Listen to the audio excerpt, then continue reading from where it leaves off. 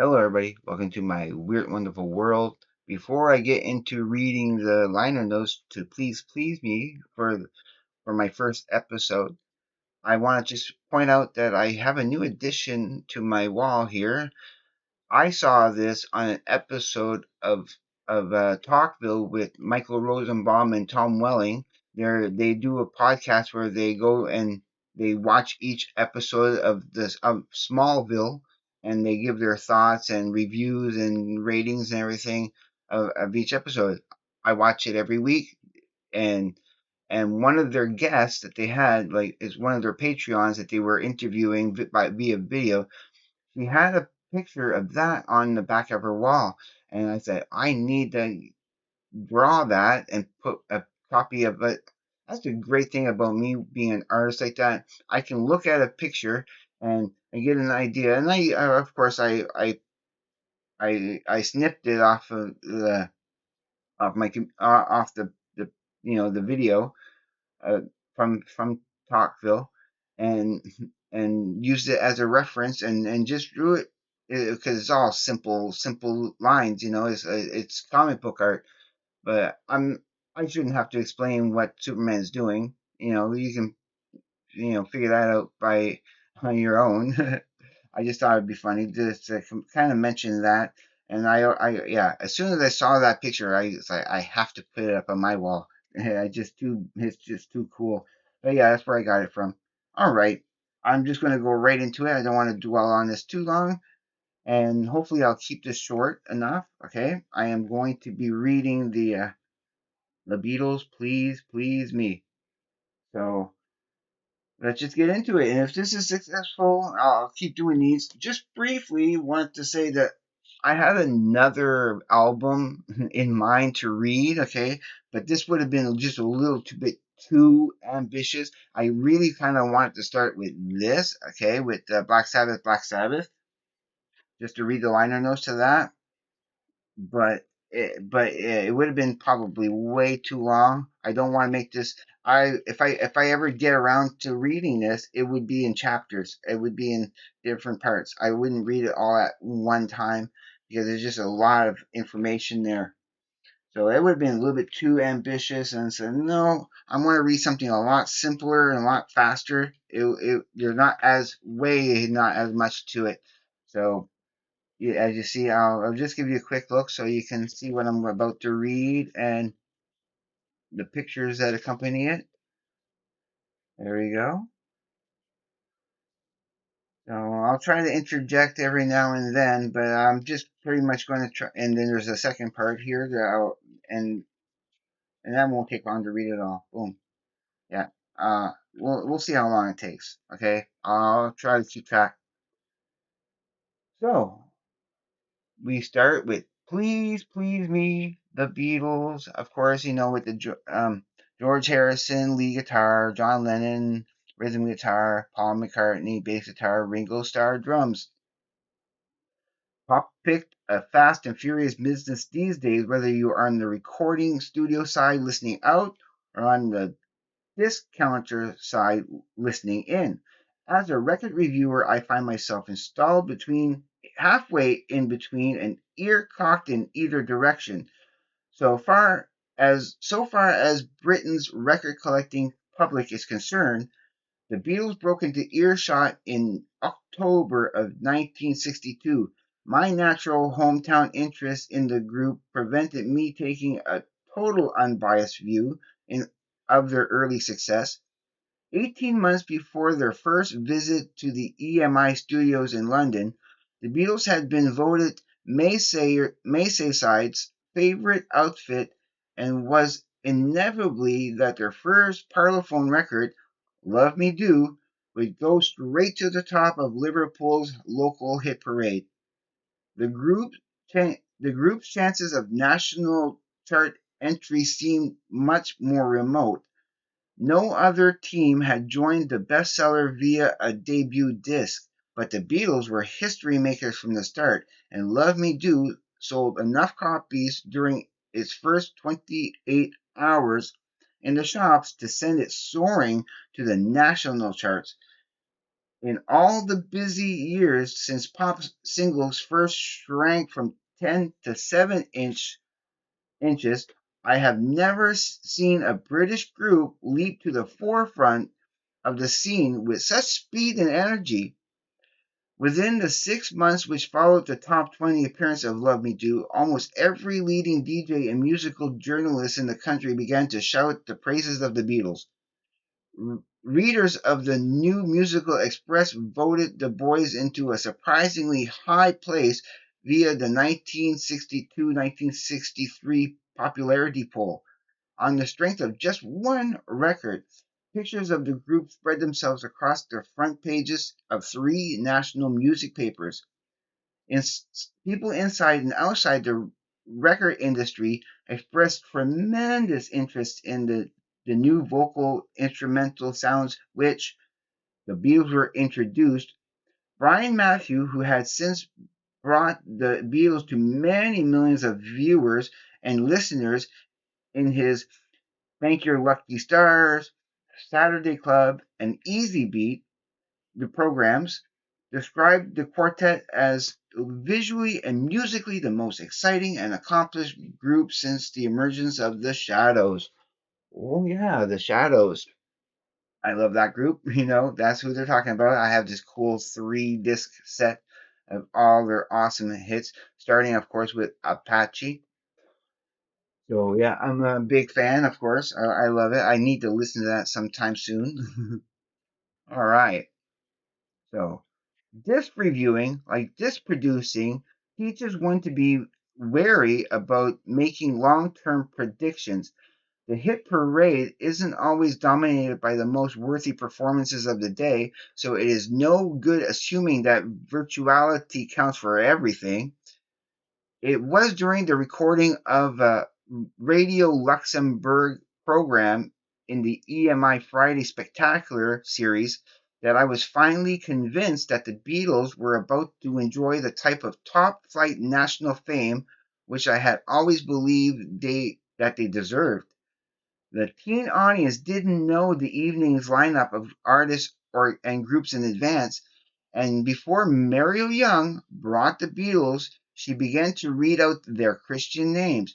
She got as far as John, Paul, and the rest of her introduction was buried in a mighty barrage of very genuine applause.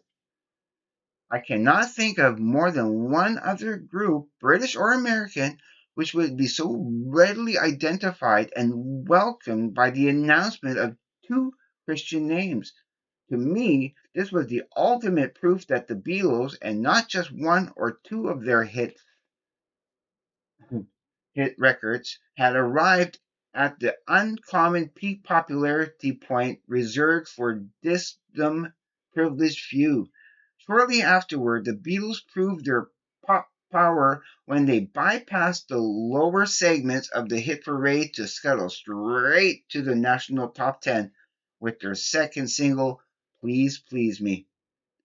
This brisk selling disc went on to overtake all rivals when it bounced into the coveted number 1 slot towards the end of February. Just over 4 months after the release of their very first record, the Beatles had become triumphant chart toppers. Producer George Martin had never had any headaches over choice of songs for the Beatles. Their own built-in tunesmith team of John Lennon and Paul McCartney had already tucked away enough self-penned numbers to maintain a steady output of all original singles from now until 1975. Between them, the Beatles adopted a do-it-yourself approach from the very beginning. They write their own lyrics, design and eventually build their own instrumental backdrops, and work out their own vocal arrangements. The music is wild, pungent, hard hitting, uninhibited, and personal. The do it yourself angle ensures complete originality at all stages of the process, although so many people suggest, without closer definition, that the Beatles had a transatlantic style. Only their real influence had been the unique brand of rhythm and blues folk music which abounded the Maasai side and which the Beatles themselves have helped to pioneer since their formation in 1960. The record company's 8 McCartney compositions, Lennon-McCartney compositions, in addition to 6 other numbers which have become firm live performance favorites in the Beatles' varied repertoire, the group's admiration of the works of the Shirelles is demonstrated by the inclusion of Baby It's You, John taking the lead vocals with George and Paul supplying the harmony, and Boys, a fast rocker which allows drummer Ringo to make his first recorded appearance as a vocalist. Anna, Ask Me Why, and Twist and Shout also feature standout solo performances from John, whilst Do You Want to Know a Secret hands the audio spotlight to George. Misery may sound as though it's a self-duet created by the multi-recordings of a single voice, but the effect is produced by the fine matching of 2 voices belonging to John and Paul. There is only one single duet that is on A Taste of Honey, featuring a dual-voiced Paul. Yeah. So on A Taste of Honey, it's just a dual-voiced Paul. John and Paul get together on There's a Place, and I Saw Her Standing There. George joins them for Chains, Love Me Do, and Please Please Me. So this is the original 1963 cover notes by Tony Barrow. So that was the liner notes that was in the original from the beginning. So now we just have a couple little pages here from the historical notes for Please Please Me by the Beatles. Okay, historical notes. Please Please Me was released into a pop music market that was still in its infancy. In March of 1963, music for teenagers revolved around the single, and many of the American rock and roll artists loved by the Beatles found little success in their LP chart dominated by sophisticated singers, easy listening instrumentals, and musicals of stage and screen. The achievement of the Beatles would soon reverse that trend by vividly demonstrating the artistic and commercial potential of a pop album aimed at young record buyers. So in 1963, however, the first Beatles album on EMI Parlophone label was intended as no more than a quickly produced audio snapshot of a group enjoying its first taste of chart success. It featured the 4 songs from their 2 hit singles, although Love Me Do was a different version, plus another 10 tracks recorded in just one day. Many of these were covers of rock and roll and rhythm and blues favorites from the group's stage repertoire. The gathering momentum of the Beatles during the 1963 proved unstoppable. George Martin's decision to sign the group to Parlophone in 1962 and EMI's small gamble to fund an album had both paid off handsomely. Please Please Me topped the UK album charts at the same time that their 3rd single, From Me to You, was at number 1 and only surrendered that position 30 weeks later to the 2nd LP with the Beatles. It continued its run in the top 20 for a further 9 months. Whew, that's pretty impressive. In this era, local hit the British artist rarely translated to American chart success, and not unusually, EMI's company in the States, Capitol Records, did not release either the album or From Me to You Instead, the material was licensed to the independent R&B label Vee-Jay, who issued Please Please Me and From Me to You in 1963. Although both singles failed to make any impact, an album was planned for the summer to include 20 of the Please Please Me songs, including called Introducing the Beatles. The Vee-Jay LP eventually surfaced when the States fell under the Beatles' spell in January of 1964. It reached number 2, held off the top of the group's first Capitol album, Meet the Beatles. The track listed the tracks, licensed by Vee-Jay, returned to their rightful home at Capitol in October 1964, and 11 of them were shuffled into a different order for the album. The early Beatles released in March 1965. Simply through the initial British chart success, Please Please Me's have given EMI an unparalleled return on their investment in studio time. It was the Beatles' fifth single, I Want to Hold Your Hand, and their second album with the Beatles that sparked the explosive international success that changed everything. So now we have some recording notes produced by George Martin, principal engineer Norman Smith. You know what? I don't think I need to read that. I read the more important parts of that. I mean, it's just a couple more.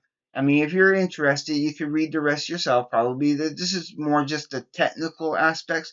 I was more interested in reading you know, the first liner notes and some of that historical facts. But all right, so that is it for me. It's not quite 20 minutes, so that's perfect. So if you like me to continue doing more of these, I think I'll probably continue with doing some more Beatles. There's a couple of other, this is only one liner note per every Sunday. This is going to be an every Sunday thing, and so I am good to go. I have to get ready for work very soon. Well, not too soon, but soon enough. This was kind of fun. I actually liked learning about the Beatles and that. Any comments? Anything you want to interject? Any stories about Please Please Me that your experience with it? The first, if you're old enough to have heard it for the first time at whatever age you might have been, that I like to hear that. Um, even if you, even again, if you're like me that only really listened to this album once I got it in my collection, because I was always familiar with the Beatles, but it's not until I started really collecting their albums that I really got to fall in love and appreciate and enjoy the Beatles like never before. So I thought, yeah, I wanted to start with this, but well, if I'm going to start with something a little bit more simple, I might as well start with the Beatles because they're the biggest influence. And yeah, so I think next Sunday I'll probably do another Beatles. I don't know if I'm going to go in order. I might just skip around and jump more into the more the better stuff. And yeah, I'm going to jump around, but I wanted to start there because that was the beginning of of musical revolution. So all right. I mean, this was another one, and I will get to that one day. Like I said, I'll probably have to make these in parts. All right. I do love you guys out there. If you haven't subscribed, please do, because I will love you forever. Greatly appreciated. Don't be afraid to hit that like button. Please comment, like I was saying. I love comments, and I'll try to get to everybody's comments. And okay, that's it. Just be safe. Take care. I will see you on the flip side. And please, everybody, have a great day, evening, morning, night, or afternoon, wherever you may be. Peace, everybody.